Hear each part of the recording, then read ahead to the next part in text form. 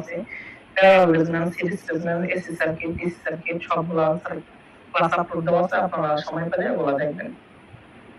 এখানে বলা আছে 3 ফেজ 4 ওয়্যার সিস্টেম অর্থাৎ 3টা ফেজ একটা নিউট্রাল মোট 4টা ওয়্যার হ্যাঁ সিস্টেমে 2 ফেজের কারেন্ট যথাক্রমে